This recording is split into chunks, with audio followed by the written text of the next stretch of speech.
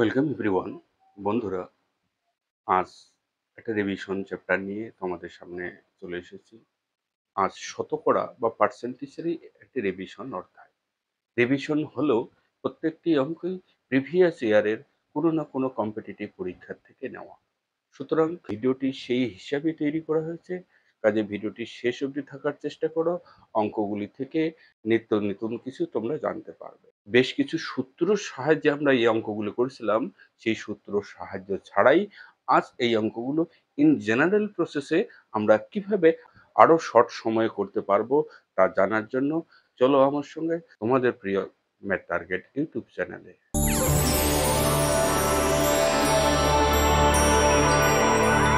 অতি পরিচিত, অতি কমন একটা চ্যাপ্টার, যেটা হলো শতকরা কিংবা পার্সেন্টেজ।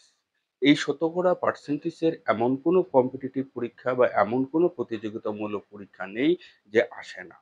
প্রতি বছর কম্পিটিটিভ পরীক্ষায় এই জাতীয় অঙ্কগুলো প্রায় দেখা যায়। কাজে এই অঙ্কগুলো খুব কম সময়ে কোনো সূত্র ছাড়াই কিভাবে তোমরা ইন ট্র্যাডিশনাল প্রসেসে খুব কম সময়ে করতে পারবে তা জানার জন্য এই ভিডিওটি শেষ অবধি থাকার অনুরোধ রইল। চলো একটা প্রথম অঙ্ক দিয়েই শুরু করি। অতি পরিচিত একটি কমন অঙ্ক। লক্ষ্য করো, চিনির মূল্য 20% বাড়লো। অঙ্কটা বোর্ডে লক্ষ্য করো, চিনির মূল্য শতকরা 20% বাড়লো। এবার চিনির খরচ অপরিবর্তিত রাখতে হলে ব্যবহার কি হারে কমাতে হবে। একদম অতি পরিচিত, অতি সাধারণ অঙ্ক। তো আমরা কিভাবে এই অঙ্কটিকে খুব কম সময়ে করব। লক্ষ্য করো, যেহেতু চিনির মূল্য 20% বৃদ্ধি হলো, চিনির মূল্য 20% বৃদ্ধি হলো, এই অঙ্কগুলোকে আমরা এইভাবে এবার দেখার চেষ্টা করব। মূল্য ইনটু ব্যবহার সমান সমান খরচ। হ্যাঁ, মূল্য ইনটু ব্যবহার মানেই তো খরচ। কি মূল্যে তুমি জিনিস কিনতেছো এবং কি পরিমাণ ব্যবহার করতেছো সেটাকে যদি তুমি গুণ করে দিতে পারো তাহলেই তোমার খরচ কিন্তু বের হয়ে আসে। কাজেই এই শর্টকাট সূত্রটা খেয়াল করার চেষ্টা করো। যে কোনো অঙ্ক, যে কোনো অঙ্ক এই সূত্র, শতকরা বলো, সময় দূরত্ব বলো, সময় দূরত্ব গতিবেগের অঙ্ক বলো, যে কোনো অঙ্কই এই সূত্রটা দিয়ে করা যেতে পারে। কিভাবে?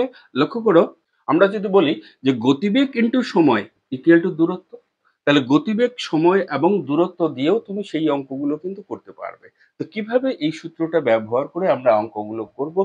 চিনির মূল্য যেহেতু 20% বৃদ্ধি পেয়েছে, তার মানে আগে চিনির মূল্য যদি 100 হয়ে থাকে, এখন সেই চিনির মূল্য 120 টাকা। এবার চিনির খরচ আমাকে অপরিবর্তিত রাখতে গেলে চিনির ব্যবহার আমাকে কমাতে হবে। কতটা কমাতে হবে? 20%। কিন্তু শতকরা কমানোর কথা বলছে, শতকরা আমরা পড়ে আসছি। আগে তুমি ভগ্নাংশটা তৈরি করার চেষ্টা করো। ভগ্নাংশ কিভাবে তৈরি করবে? ফ্র্যাকশনটা তৈরি করতে পারলে তুমি ভগ্নাংশ করতে পারবে, কারণ ভগ্নাংশের বেসিক তথ্য তোমাদের জানা আছে। কিভাবে 20 টাকা কমবে? কতর উপরে 20 টাকা কমবে? কার থেকে তুমি 20 টাকা কমাবে? 120 থেকে তোমাকে 20 কমাতে হবে। তাই ফ্র্যাকশন বা ভগ্নাংশটা হবে 20 ডিভাইডেড 120। 120 থেকে তোমাকে 20 টাকা কমাতে হবে। এবার এই ফ্র্যাকশন যেহেতু তৈরি হয়ে গেল, তুমি এটাকে শতকরা করে দাও 100 দিয়ে গুণ করে। 0 0 কেটে দাও, 2 দিয়ে 12 কে ভাগ করে দাও 6, 6 দিয়ে ভাগ করে দাও এখানে 3, 6 দিয়ে ভাগ করে দাও 2 দিয়ে ভাগ করে দিলে 5 দুগুণে 10, অর্থাৎ 50/3। এটাই হলো পার্সেন্টেজ, বা এটাকে ভাগ করে দিলে 16.2/3%, অর্থাৎ শতকরা 16.2/3% হারে ব্যবহার কমাতে হবে। বোঝা গেল? এই হলো প্রথম কেসের অঙ্কগুলি। সাধারণত মূল্য তোমার বৃদ্ধি করতে পারে, ব্যবহার তোমার কমাতে হবে, খরচ অপরিবর্তিত। আবার দ্বিতীয় কেসে হতে পারে কি? লক্ষ্য করো, কেস নাম্বার 2 তে, কেস নাম্বার 2 তে কেমন ধরনের অঙ্ক আসতে পারে, এই অঙ্কটাকে ঘুরিয়ে ফিরিয়ে কেমন ধরনের অঙ্ক আসতে পারে সেই ধারণাটুকু তোমাদের যদি জানা থাকে, অঙ্কগুলো কোনোরূপ কোনো অসুবিধা হওয়ার কথা নয়। এবার প্রথমত এখানে মূল্যটাকে বৃদ্ধি করছে, ব্যবহারটাকে তোমাকে কমানোর কথা বলছে, খরচ তোমার অপরিবর্তিত থাকবে। দ্বিতীয়ত এমনটা হতে পারে যে মূল্য এবং ব্যবহার দুটোই বৃদ্ধি পাচ্ছে, তাহলে মূল্য এবং ব্যবহার দুটোই যদি বৃদ্ধি পায় তাহলে খরচ কি হারে বাড়বে। এবার যদি আমি ধরে নেই যে মূল্য আমার 30% বাড়লো, ব্যবহার আমার 20% বাড়লো, তাহলে খরচ আমার কি হারে বাড়বে। লক্ষ্য করো, প্রথমে তোমাকে ১০০ ধরে নিতে হবে। ১০০ ধরে নিয়ে যেহেতু তোমার মূল্য ৩০% বাড়লো, তার মানে সেই জিনিসটার দাম দাঁড়ালো ১৩০। এবার ১৩০ এর উপর আবার ২০% বাড়লো। ব্যবহার যেহেতু বাড়ানো হচ্ছে, তাহলে ব্যবহার ২০% বাড়লে কত হবে? ১২০/১০০। এবার লক্ষ্য করো, এখানকার ০, ০, ০, ০ কেটে দাও। ১৩-১২ গুণ করো। ১৩ দুগুণে ২৬, ২, ১৩ ১৩ ২ ১৫, ১৫৬। আগে খরচ কত ছিল আর এখন খরচ কত দাঁড়ালো? আগে খরচ ছিল ১০০, এখন খরচ হলো কত? ১৫৬। তাহলে কত পার্সেন্ট শতকরা খরচ বাড়লো? ৫৬% শতকরা খরচ বাড়লো। কি বোঝা গেছে? কেস নাম্বার 2 তে এরকমটাও হতে পারে যে মূল্য এবং ব্যবহার দুটোই বৃদ্ধি পেল, কিংবা মূল্য বাড়লো, ব্যবহার কমালো, খরচ কি হারে বাড়বে বা কমবে, এমনটা হতে পারে। এমন কেসের ক্ষেত্রে তোমরা এইভাবে অঙ্কগুলো করার চেষ্টা করবে। ৩য় নম্বর কেসে যে মূল্য বৃদ্ধি পেল, কোনো একটা দ্রব্যের মূল্য ধরে নিলাম ৩০% বৃদ্ধি পেল। এবার ব্যবহার কি হারে কমাতে হলে খরচ ৪% বৃদ্ধি পাবে? ধরে নিলাম, একটা উদাহরণস্বরূপ দিলাম, এটা বৃদ্ধি পাচ্ছে, এটাও বৃদ্ধি পাচ্ছে। তাহলে ব্যবহার কি হারে কমাতে হবে? কি হারে কমাতে পারলে খরচ তোমার ৪% বাড়বে? এক্ষেত্রে জিনিসের মূল্য তোমাকে ১০০ ইউনিট ধরে নিতে হবে এবং ব্যবহার তোমাকে ১০০ ইউনিট ধরে নিতে হবে। ১০০ ইউনিট ধরে নিয়ে তাহলে খরচ তোমার কত দাঁড়াচ্ছে? ১০,০০০। বোঝা গেল? এবার এই মূল্য তোমার ৩০% বাড়লো, তার মানে ১০০ থেকে মূল্য কত দাঁড়ালো? ১৩০। এবার ব্যবহার কত হারে কমালে পরে তোমার এখানে খরচ ৪% বৃদ্ধি পাচ্ছে। তাহলে ১০,০০০ এর ৪% মানে কত? ১০,০০০ না, ধরে নাও তুমি ১০০। তাহলে ১০০ এর ৪% কত হবে? ১০৪। ১০৪ পাশে ২ শূন্য বসিয়ে দাও। তাহলে এখন খরচ কত হলো? ১০,৪০০। এবার লক্ষ্য করো, ৳১৩০ মূল্য হিসেবে তুমি যদি খরচকে ভাগ করে দাও, তাহলে তোমার ব্যবহার চলে আসবে। তাই ১৩০ দিয়ে এই ১০,৪০০ কে ভাগ করে দিলে পরে ০, ০ আমি কেটে দিলাম। ১৩ দিয়ে এটাকে ভাগ করে দিলে ৮ ১৩ ১০৪, ০ ৮০, অর্থাৎ ৮০%। এবার লক্ষ্য করো, ব্যবহার ব্যবহার তোমার ছিল কত? ১০০%। এখন ব্যবহার কত হচ্ছে? ৮০%। তাহলে ব্যবহার তুমি শতকরা কি হারে কমিয়ে দিলে? ২০% হারে ব্যবহার কমালে পরেই খরচ ৪% বৃদ্ধি পাবে। কি বোঝা গেল? ৩ টে কেসের ক্ষেত্রেই আমি বলে দিলাম। এই ট্রিক্স গুলো, এই শর্টকাট নিয়মগুলো খেয়াল রাখার চেষ্টা করো। আশা করি এই অঙ্কগুলোতে আর কোনরূপ কোনো অসুবিধা হবে না। তো চলো পরের অঙ্কটা দেখি। এক ব্যক্তির বেতন ২০% বৃদ্ধি পেল। ওই ব্যক্তিকে পূর্বের বেতন দিতে হলে বর্তমান বৃদ্ধিপ্রাপ্ত বেতনের শতকরা কত হ্রাস করতে হবে? লক্ষ্য করো, প্রথমে বেতন বৃদ্ধি পেল ২০%। ২০% বেতন বৃদ্ধি পেল। অর্থাৎ আগে যদি বেতন ১০০ টাকা হয়ে থাকে, এখন সেই বেতন কত? ১২০ টাকা। এবার আগের বেতনে ফিরে যেতে হবে, তাহলে শতকরা কি হারে বেতন কমাতে হবে? আগের বেতনে যেতে গেলে তাকে কতটা কমাতে হবে? ২০% কমাতে হবে। কিন্তু ২০ কতর মধ্যে তুমি কমাবে? ১২০ থেকেই তো কমাবে। তাহলে ফ্র্যাকশনটা হবে তোমার ২০/১২০ ইন্টু ১০০, মানে শতকরা কি হারে কমাতে হবে। লক্ষ্য করো, ০, ০ কেটে দিলাম, ২ দিয়ে ৬, ৬ দিয়ে একই রকম অঙ্ক চলে আসছে। এটা ৩ আর এখানে ৫০। তার মানে ৫০/৩, তার মানে ১৬.২/৩% হারে তার বেতন কমাতে হবে। বোঝা গেল? লক্ষ্য করো, অপশন নাম্বার সি তে তোমার সঠিক উত্তরটি রয়েছে। পরের অঙ্কটি বলছে, এক ব্যক্তির বেতন প্রথমে ২০% বেড়ে পরে ২০% হ্রাস পেল। মোটের উপর বেতন তার কত পরিবর্তন হলো? প্রথমে বেতন ২০% বাড়লো, তারপরে আবার ২০% হ্রাস পেল। তাহলে মোটের উপর তার বেতন কি হারে পরিবর্তন হলো? লক্ষ্য করো, প্রথমে বেতন যদি ১০০ টাকা থেকে থাকে, তার বেতন ২০% বাড়লো, মানে বেতন কত দাঁড়ালো? ১২০ দাঁড়ালো। কিন্তু ১২০ উপর আবার ২০% হ্রাস পেয়েছে। হ্রাস পেয়েছে ২০%, তাহলে বেতন দাঁড়াবে কত? ৮০/১০০। লক্ষ্য করো, এখন বেতন কত দাঁড়ালো? ০, ০, ০, ০ কেটে দিলাম। তাহলে ৮-১২ ৯৬ টাকা তার বেতন দাঁড়ালো। আগে বেতন ছিল ১০০, এখন বেতন দাঁড়ালো ৯৬ টাকা। তাহলে বেতন আল্টিমেটলি শতকরা কত পার্সেন্ট কমলো? ৪% বেতন তার কমলো। বোঝা গেল? লক্ষ্য করো, অপশন নাম্বার ডি তে তোমার সঠিক উত্তরটি রয়েছে। একই রকম ক্যাটাগরির পরের অঙ্কটিও, যেটা WBCS মেইন 2021 সালের কোশ্চেন। কয়লার দাম 20% বৃদ্ধি পাওয়ায় এক পরিবার কয়লার ব্যবহার 20% কমিয়ে দেয়। ওই পরিবারের কয়লার খরচ কত বাড়বে বা কমবে? কয়লার দাম 20% বৃদ্ধি পেয়েছে, কিন্তু কয়লার ব্যবহার 20% কমিয়ে দিয়েছে। লক্ষ্য করো, প্রথমে কয়লার দাম যদি 100 টাকা হয়, এখন কয়লার দাম 20% বৃদ্ধি পাওয়ায় সেই কয়লার দাম কত দাঁড়ালো? 120। কিন্তু 120-র উপর আবার 20% কমানো হচ্ছে। তাহলে 20% কমালে এখন কয়লা ব্যবহার করবে 80 টাকার, ডিভাইডেড 100। 0 0 2 শূন্য কেটে দাও, 8 12 96। তাহলে আগে যদি 100 টাকার কয়লার ব্যবহার করে থাকে, এখন কয়লা ব্যবহার করছে 96 টাকার। তাহলে কত পার্সেন্ট কমিয়ে দিচ্ছে? 4% কমিয়ে দিচ্ছে। এটারও সেম উত্তর, 4% কমিয়ে দিচ্ছে। অপশন নম্বর বি তে তোমার সঠিক উত্তরটি রয়েছে। পরের অঙ্কটি বলছে, একটি আয়তক্ষেত্রের দৈর্ঘ্য 20% বৃদ্ধি করা হলো, প্রস্থ শতকরা কত হ্রাস করলে ক্ষেত্রফল অপরিবর্তিত থাকবে? লক্ষ্য করো, একই রকম ক্যাটাগরির একই রকম অঙ্ক আমরা সেম সূত্র দিয়ে করার চেষ্টা করব। সূত্র আমাদের মাথায় নেই, কিন্তু ইন ট্র্যাডিশনাল প্রসেসে আমরা যে নিয়মটুকু জানি সেই নিয়ম ব্যবহার করেই আমরা খুব কম সময়ে অঙ্ক করে দিয়ে আসবো। এখানে আয়তক্ষেত্রের দৈর্ঘ্য 20% বৃদ্ধি করা হয়েছে, প্রস্থ শতকরা কত হারে কমালে পরে ক্ষেত্রফল অপরিবর্তিত থাকবে? লক্ষ্য করো, আয়তক্ষেত্রের ক্ষেত্রফল দৈর্ঘ্য গুণিতক প্রস্থ সমান সমান ক্ষেত্র। এবার লক্ষ্য করো, দৈর্ঘ্য তোমার 20% বৃদ্ধি করছে, অর্থাৎ দৈর্ঘ্য যদি তোমার প্রথমে 100 থাকে, এখন দৈর্ঘ্য কত? 120। এবার ক্ষেত্রফল তোমার কিন্তু অপরিবর্তিত রাখতে হবে। তাহলে দৈর্ঘ্য যদি তুমি 100 ধরো এবং প্রস্থও যদি তুমি 100 ধরো, তাহলে ক্ষেত্রফল তোমার কত দাঁড়াচ্ছে? 10,000। এবার এই দৈর্ঘ্যকে 120% বৃদ্ধি করলো, তার মানে এটা কত দাঁড়ালো? 120। প্রস্থ কত হারে কমাতে হবে যার ফলে আমার দৈর্ঘ্য কিন্তু অপরিবর্তিত থেকে যাবে, অর্থাৎ এটা 10,000ই থেকে যাবে। প্রস্থ কি হারে কমাতে হবে? 20% কমাতে হবে। কিন্তু এই 20% তুমি কতর মধ্যে কমাবে? 120-র মধ্যেই তোমাকে কমাতে হবে। তাই এটা তোমার আর করার দরকার নেই।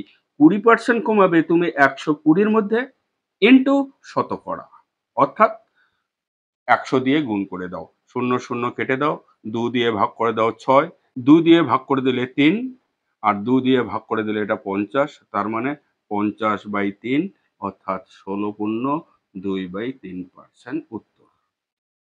বোঝা গেল? তাহলে প্রস্থ তোমাকে 16.2/3% কমালে পরে তোমার ক্ষেত্রফল অপরিবর্তিত থাকবে। একই ক্যাটাগরির একই ধাঁচের অঙ্ক, লক্ষ্য করো একই রকম টেকনিক দিয়েই আমরা করার চেষ্টা করছি। চলো পরবর্তী অঙ্কটা দেখি। পরের অঙ্কটি বলছে, কোনো একটি পরীক্ষায় 40% ইংরেজিতে, 30% গণিতে ফেল করলো, উভয় বিষয়ে 15% ফেল করলো, শতকরা কতজন উভয় বিষয়ে পাস করছে? এখানে লক্ষ্য করো, খুব একটা গুরুত্বপূর্ণ অঙ্ক এবং অতি পরিচিত। বেশিরভাগ ছাত্রছাত্রী এই অঙ্কগুলো করে থাকে। তারপরেও এই অঙ্কটি WBCS প্রিলিতে 2011 সালের কোশ্চেনে এসেছিল। একটি পরীক্ষায় 40% ইংরেজিতে এবং 30% গণিতে ফেল করলো, 15% উভয় বিষয়ে ফেল করলো, তাহলে কত পার্সেন্ট উভয় বিষয়ে পাস করলো বের করতে বলছে। এখানে ইংরেজিতে ফেল করলো, ইংরেজিতে ফেল করলো 40%, আর অঙ্কে ম্যাথমেটিক্সে ফেল করলো 30%, কিন্তু উভয় বিষয়ে অর্থাৎ বোথ সাবজেক্টে ফেল করছে 15%। এবার এখানে বলতে হবে তোমাকে যে কত পার্সেন্ট টোটাল ফেল করছে। এবার টোটাল ফেল বের করতে গেলে তোমাকে এই 15%-এর উপরে একটা হিসাব খেয়াল করতে হবে। কিভাবে? লক্ষ্য করো, ইংরেজিতে ফেল করছে 40%, অঙ্কে ফেল করছে 30%, কিন্তু এই 15% ছাত্র উভয় বিষয়ে ফেল করছে মানে কি? কিছু ছাত্র আছে যেটা ইংরেজিতেও ফেল করছে, আবার অঙ্কেও ফেল করছে। অর্থাৎ এই 15% দুপাশে হিসাব করা আছে, অঙ্কতেও হিসাব করা আছে, আবার এদিকে ইংলিশেও হিসাব করা আছে। বোঝা গেল? এমন একটা উদাহরণ লক্ষ্য করো, ফেল করা ছাত্রছাত্রীদের কোনো এক স্কুলে চকলেট দেওয়া হচ্ছে। হ্যাঁ, ফেল করছে বলেই তাকে চকলেট দেওয়া হচ্ছে। এবার স্যার এসে বলল যে, তোমরা ইংলিশে যারা ফেল করছো তারা এক লাইনে দাঁড়াও, তাদের চকলেট দেওয়া হবে। তো ইংলিশে যারা ফেল করছে তারা এক লাইনে দাঁড়ালো, তাদের চকোলেট দেওয়া গেল। আবার ঠিক একই ব্যাপার পরবর্তীতে বলা হলো এবার অঙ্কে যারা যারা ফেল করছে তারা এদিকে গিয়ে দাঁড়াও। এবার এর মধ্যে দেখা গেল যে কিছু ছাত্র দুটি করে চকোলেট পেয়েছে, কারণ ইংলিশে যখন ফেল করছে সে ইংলিশের লাইনে দাঁড়ালো।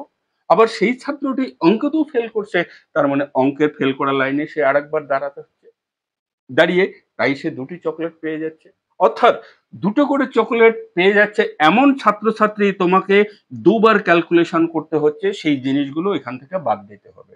তাই এক্ষেত্রে করার জন্য তোমাকে অঙ্কে ইংলিশে ফেল করছে 40%, তুমি করতে পারো উভয় বিষয়ে ফেল করাটাকে বাদ দিয়ে, তাহলে শুধু ইংরেজিতে ফেল করছে 40 থেকে 15 মাইনাস করে তুমি করতে পারো। আবার শুধু অঙ্কে ফেল করছে 30 থেকে 15 বাদ দিয়ে তুমি সেটাও করতে পারো। অর্থাৎ আমি যেটা বলতে চাচ্ছি, শুধু ইংলিশে ফেল করছে, শুধু ইংলিশে ফেল করছে 40 থেকে 15 বাদ দিয়ে দাও, তাহলে এটা হলো 25%। আবার শুধু অঙ্কে ফেল করছে 15 থেকে 30-এর থেকে 15 বাদ দিয়ে দাও, 15%। এগুলো হলো অঙ্কের ফেল, আর এটা ইংলিশের ফেল।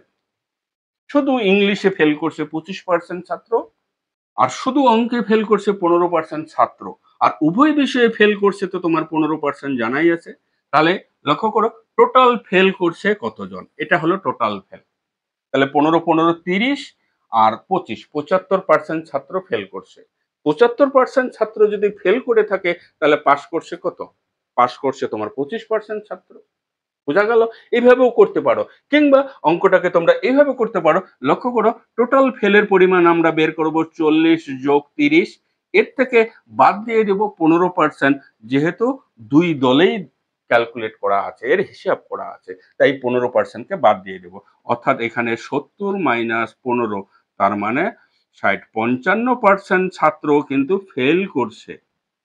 এবার শতকরার অঙ্ক, যেহেতু আমরা টোটাল পরিমাণটাকে 100 ধরে হিসাব নিকাশ করি, তাই 55% যদি ফেল করে থাকে 100-র মধ্যে, তাহলে বাকিটা নিশ্চয়ই পাস করছে।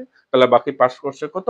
100 থেকে 55 বাদ দিয়ে দাও, অর্থাৎ 45% ছাত্র পাস করছে। বোঝা গেল? এই হলো তোমার অ্যান্সার। লক্ষ্য করো সি নম্বর অপশনে তোমাদের সঠিক উত্তরটি রয়েছে। নেক্সট অঙ্কটিও একই রকম পাস ফেলেরই অঙ্ক। একটি পরীক্ষায় 60% ছাত্র ইংরেজিতে পাস করছে, 70% হিন্দিতে পাস করছে এবং 40% ছাত্র উভয় বিষয়ে পাস করছে। শতকরা কতজন ছাত্র উভয় বিষয়ে ফেল করছে? এটাও এসএসসি সিজিএল 2020 সালের পরীক্ষাতে এসেছিল। কিভাবে? এখানে পাস করার কথা বলা আছে। ইংরেজিতে পাস করছে 60%, হিন্দিতে পাস করছে 70%। ইংলিশে পাস করছে 60%, হিন্দিতে পাস করছে 70%, কিন্তু উভয় বিষয়ে পাস করছে 40%। তাহলে কতজন ছাত্র ফেল করছে উভয় বিষয়ে? একই রকম ক্যালকুলেশন করব আমরা। ইংরেজিতে পাস করছে, হিন্দিতে পাস করছে, তাহলে 60 প্লাস 70, এর থেকে বাদ দিয়ে দেব উভয় বিষয়, কারণ এই বিষয়টা এখানেও হিসাব করা আছে, এখানেও হিসাব করা আছে, তাই এক পাশ থেকে বাদ দিতে হবে, অর্থাৎ 40% আমি বাদ দিয়ে দেব। তাহলে এটা হলো 130 মাইনাস 40, তার মানে 90%। তাহলে 90% ছাত্র টোটাল পাস করছে। তাহলে 100-র মধ্যে 90% যদি পাস করে থাকে তাহলে ফেল করছে কত? 10%। তাহলে 10% ছাত্র উভয় বিষয়ে ফেল করছে। বোঝা গেল? লক্ষ্য করো অপশন নম্বর বি তে তোমার সঠিক উত্তরটি রয়েছে। কিংবা এই অঙ্কগুলোকে তুমি ভেন ডায়াগ্রামের মাধ্যমেও তোমরা করতে পারো। ভেন ডায়াগ্রাম তোমরা নিশ্চয়ই জানো, এইভাবে যে 60% ছাত্র ইংরেজিতে পাস করছে, আবার 70% ছাত্র, এটা 70% ছাত্র সেটা হিন্দিতে পাস করছে, এটা ইংলিশে পাস করছে, এটা হিন্দিতে পাস করছে। কিন্তু এই যে মাঝখানের ছাত্রটা, এই মাঝখানের কমন পার্সেন্টেজটা হলো 40%, যেটা উভয় বিষয়ে পাস করছে, অর্থাৎ হিন্দিতেও পাস করছে আবার এদিকে ইংলিশেও পাস করছে। বোঝা গেল? এই ভেন ডায়াগ্রামের সাহায্যে আমি অঙ্কগুলো দেখিয়েছিলাম। তোমরা যদি সেই ভিডিওগুলি দেখে না থাকো, আমার এই চ্যানেলের ডেসক্রিপশন বক্সে তার লিঙ্ক দেওয়া আছে, সেখানে গিয়ে পারলে একবার দেখে নিও। পরের অঙ্কটি বলছে, একটি শহরের জনসংখ্যা 1,80,000, প্রতি বছর 10% হারে বৃদ্ধি পেলে 2 বছর পর ওই গ্রামের জনসংখ্যা কত হবে? এসএসসি সিজিএল 2003 সালের পরীক্ষাতে এই কোশ্চেনটি এসেছিল। ওই গ্রামের জনসংখ্যা ছিল 1,80,000। এবার প্রথম বছর 10% বৃদ্ধি পেল। তাহলে প্রথম বছর যদি 100 জন লোক থাকে, তাহলে 10% বৃদ্ধি পাওয়ায় গ্রামের জনসংখ্যা হয়ে গেল 110 জন। কিন্তু পরের বছর এই 110 জনের উপর আবার 10% বৃদ্ধি পাচ্ছে, অর্থাৎ 110/100। 0, 0, 0, 0 কেটে দাও, 11, 11 গুণ করো, 121। লক্ষ্য করো, 100 জন জনসংখ্যা থাকায় 121 জন জনসংখ্যা হয়ে গেল 2 বছর পরে। তাহলে জনসংখ্যা যখন 1,80,000, তখন জনসংখ্যা 2 বছর পরে কত দাঁড়াবে? এবার এটা 1,80,000 করো। তাহলে 100-র সঙ্গে কত গুণ করলে 1,80,000 হচ্ছে? 1800, 180। তাহলে 180 তুমি এখানেও গুণ করো 180, অর্থাৎ 121 কে 180 দিয়ে গুণ করো। বোঝা গেল কি বলছি আমি? 100-র সঙ্গে 180 যদি গুণ করি তবেই 1,80,000 হচ্ছে। তাহলে 180 যখন এদিকে গুণ করতে হচ্ছে, তোমাকে এদিকেও 180 দিয়ে গুণ করতে হবে। তাহলে 121 কে 180 দিয়ে গুণ করলে জনসংখ্যা দাঁড়াচ্ছে 2,17,800। 800, অর্থাৎ 2 বছর পর ওই গ্রামের জনসংখ্যা 2,17,800, যা কিনা অপশন নম্বর বি তে তোমাদের সঠিক উত্তরটি রয়েছে। পরের অঙ্কটি বলছে, একটি শহরের বর্তমান জনসংখ্যা 7,986 জন। প্রতি বছর 10% হারে বৃদ্ধি পেলে 3 বছর আগে জনসংখ্যা কত ছিল? এর ঠিক উল্টা অঙ্কটা, যেটা সিডিএস এ 2001 সালের পরীক্ষা থেকে নেওয়া এই কোশ্চেনটি। বর্তমান জনসংখ্যা 7,986 জন। 7,986 জন। প্রতি বছর 10% হারে বৃদ্ধি পাচ্ছে।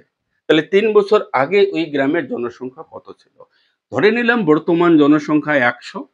তাহলে 10% হারে বৃদ্ধি পেলে জনসংখ্যা দাঁড়ালো কত? 110 প্রথম বছর। পরের বছর এই 110 এর আবার 10% বৃদ্ধি পাচ্ছে, তার মানে 110/100। আবার দ্বিতীয় বছরে যা জনসংখ্যা হলো তার 10% তৃতীয় বছরে আবার বৃদ্ধি পাচ্ছে, অর্থাৎ 110/100। বোঝা গেল? লক্ষ্য করো, এখানকার 1, 2, 3 শূন্য, 2, 3 শূন্য কেটে গেল। তাহলে 3টে 11 গুণ করলে 1331, আর নিচে রয়ে গেল 10। এবার 100 জন জনসংখ্যা ছিল আগে, এখন সেই জনসংখ্যা দাঁড়ালো 1331/10। এবার ভগ্নাংশ আছে নিচে, ভাববে না, ঘাবড়াবে না। ভগ্নাংশটাকে কিভাবে বাদ দিতে হয় লক্ষ্য করো। এখানে আমি 10 দিয়ে গুণ করলাম, তাহলে এখানেও আমি 10 দিয়ে গুণ করব। তাহলে 10 দিয়ে গুণ করলে এটা হয়ে গেল 1000, আর এদিকে 10 দিয়ে গুণ করলে 10 10 কেটে গেল 1331। অর্থাৎ আগে জনসংখ্যা ছিল 1000, এখন সেই জনসংখ্যা দাঁড়ালো 3 বছর পর সেই জনসংখ্যা দাঁড়ালো 1331 জন। তাহলে 3 বছর পর জনসংখ্যা আমার আছে 7,986, অর্থাৎ এখানেই দাঁড়ালো এখন 7,986। তাহলে 1331 এর সঙ্গে কত গুণ করলে এটা হচ্ছে?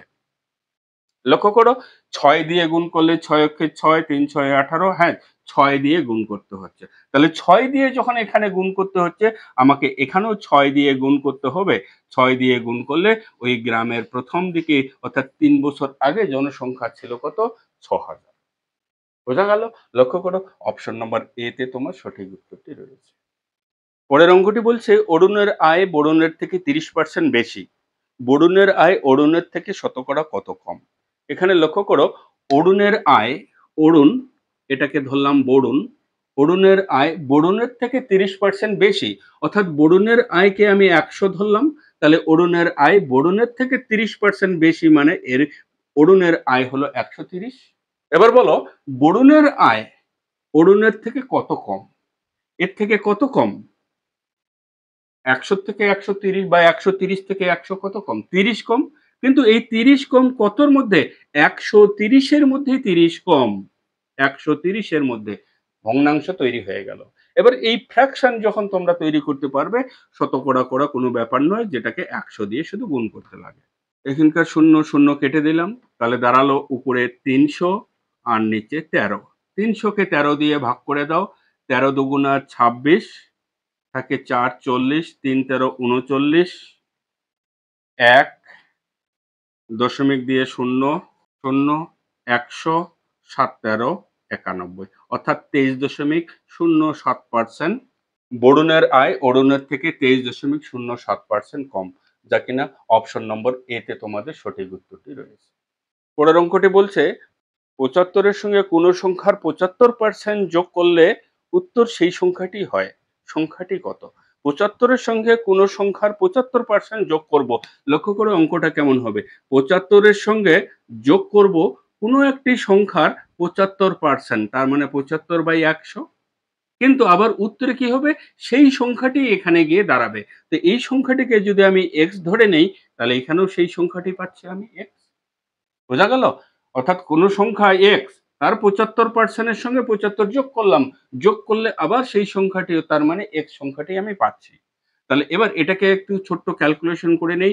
3 25 এ 75, 25 25 দিয়ে এটা 4, এখানে 75 এ রেখে দিলাম, কিন্তু এদিকে x আর এই 3x/4 এটাকে ট্রান্সফার করে ওপাশে নিয়ে যাচ্ছে, মাইনাস হয়ে যাবে। তাহলে এখানে 3x/4, আর 3x/4 x থেকে বিয়োগ করলে 4 অক্ষে 4x বিয়োগ x, তার মানে কত দাঁড়ালো, x/4। এবার x এর মান কত হবে, 4 দিয়ে 75 কে গুণ করে দাও, তাহলে x = 4 75 এ 300। তাহলে সেই সংখ্যাটি কত ছিল, 300। লক্ষ্য করো অপশন নম্বর ডি তে তোমাদের সঠিক উত্তরটি রয়েছে। পরের অঙ্কটি বলছে x এর 20% সমান সমান y এর 30% হলে y ইকুয়াল টু x এর কত শতাংশ? লক্ষ্য করো x এর 20%, x এর 20% মানে 20/100 সমান সমান y এর 30% মানে 30/100। এবার বলছে y x এর শতকরা কত শতাংশ? লক্ষ্য করো উভয় পাশ থেকে যদি আমি 100 কেটে দেই এবং 0 কেটে দেই, তাহলে কি দাঁড়ালো, 2x = 3y। বোঝা গেল? তাহলে y = কত হবে, y তোমার দাঁড়াবে 2x/3। বোঝা গেল? এবার এটাকে শতকরা করতে বলছে। শতকরা করার জন্য তোমরা কি করবে, 100 দিয়ে গুণ করবে। তাহলে 100 দিয়ে গুণ করলে তোমার উত্তর কত দাঁড়াবে, 200/3%। হ্যাঁ, এটাই উত্তর তোমার। কারণ x আর y অঙ্কর 2 ব্যক্তি ধরে নাও। 2 ব্যক্তি হলে তাহলে y x এর কত পার্সেন্ট? x এর 200/3%। বোঝা গেল? লক্ষ্য করো অপশন নম্বর এ তে তোমার সঠিক উত্তরটি রয়েছে। তো কেমন লাগছে অঙ্কগুলি? অঙ্কগুলি ভালো লেগে থাকলে ভিডিওটি অন্তত লাইক করতে ভুলবে না। আর চ্যানেলের সঙ্গে থাকো। দেখবে এই চ্যানেলেই বিভিন্ন সরকারি চাকরির প্রতিযোগিতামূলক পরীক্ষার বিভিন্ন কোশ্চেন নিয়ে, লেটেস্ট অঙ্ক নিয়ে প্রতিদিন ভিডিও আপলোড করা হয়ে থাকে। কাজেই এই চ্যানেলের সঙ্গে থাকো। আর চ্যানেলে যদি সাবস্ক্রাইব করে না থাকো, চ্যানেলটিকে সাবস্ক্রাইব করে পাশে বেল নোটিফিকেশন অন করে দিবে, যাতে এইরকম ভিডিও নোটিফিকেশন তুমি সর্বপ্রথম পেয়ে যাও। তো আজ এই পর্যন্তই। দেখা হচ্ছে পরবর্তী ভিডিও। ততদিনে ভালো থাকো, সুস্থ থাকো।